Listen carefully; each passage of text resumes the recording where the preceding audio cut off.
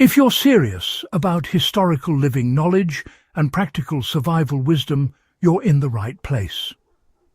Wisdom for the Journey exists to preserve techniques that worked long before modern convenience. And if this kind of content matters to you, take a moment to subscribe, like this video, and leave a thoughtful comment.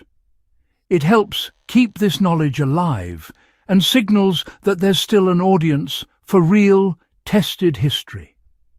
Now, let's get straight into it. Bed curtains and canopies functioned as personal climate control systems rather than decoration. For centuries, a bed was not just furniture. It was a carefully engineered microclimate.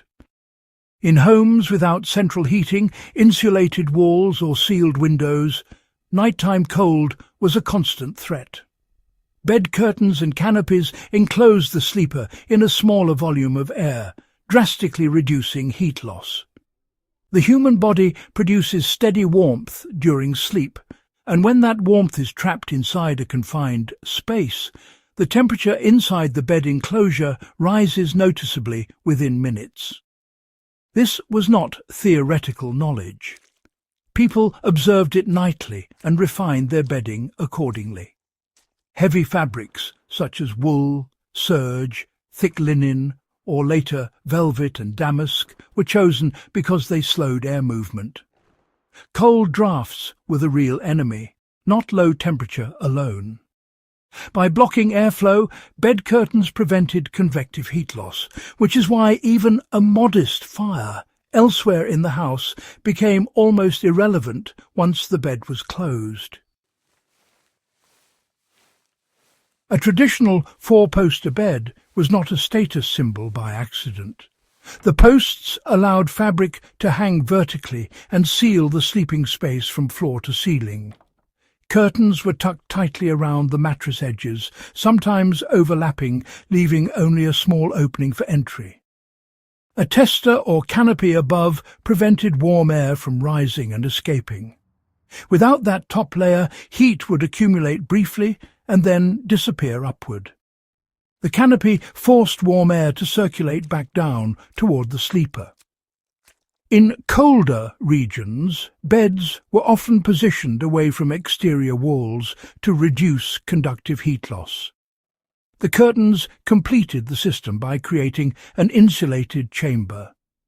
This design worked so well that multiple people sometimes slept in the same curtained bed, not for social reasons, but for shared warmth efficiency. Historical records show clear preferences in fabric based on climate. Wool was prized because it retained warmth even when damp, a critical advantage in poorly ventilated homes. Linen, while cooler to the touch, was tightly woven and excellent at stopping drafts when layered. Wealthier households used velvet or quilted silk, not for luxury alone, but because the dense pile trapped air effectively. The key principle was layered textiles with minimal gaps. Curtains were often doubled or backed with another fabric, creating an early form of composite insulation. Modern survivalists can replicate this by using layered blankets or heavy drapes rather than relying on a single thick material. Heating an entire house through the night was impractical and dangerous. Fires were banked low or extinguished entirely before sleep to prevent chimney fires or carbon monoxide build-up. The curtained bed allowed families to stay warm without burning fuel for hours. This was a direct energy-saving strategy, not a comfort indulgence. From a survival perspective, this matters today. In grid-down scenarios or during fuel shortages, heating one enclosed sleeping area is far more efficient than attempting to heat an entire room. A modern equivalent might involve hanging heavy curtains around a bed frame, or, using a canopy structure lined with blankets to conserve body heat. Cold air holds less moisture, and in unheated rooms, condensation from breathing could dampen bedding. Enclosed beds warmed the air enough to reduce condensation inside the sleeping space. This kept blankets drier and reduced the chilling effect of damp fabric. Some beds even incorporated small vents or loose upper openings to allow minimal air exchange without creating drafts. You don't need a four-poster bed to use this knowledge. A simple canopy frame, a suspended rod system, or even a tent-like structure over a bed can recreate the effect. Heavy curtains, moving blankets or wool throws can be hung to form an enclosure. The key is sealing gaps near the floor and above the sleeper while allowing a small opening for airflow. In cold climates or during power outages, this method can raise perceived warmth dramatically without increasing energy use.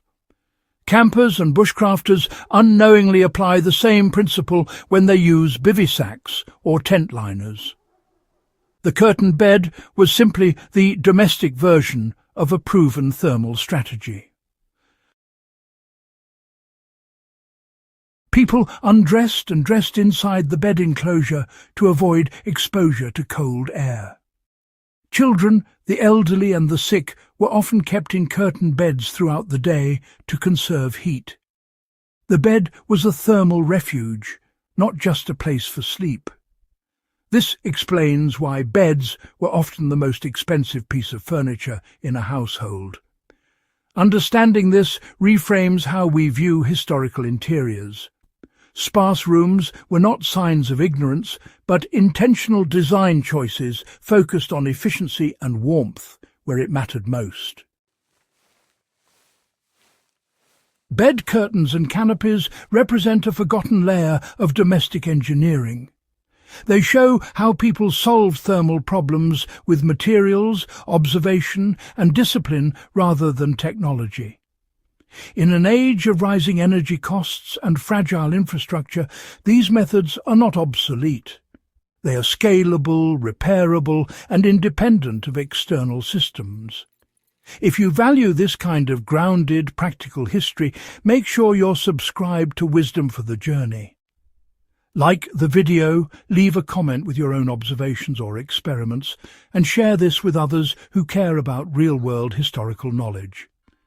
These techniques endured for centuries because they worked, and they still do.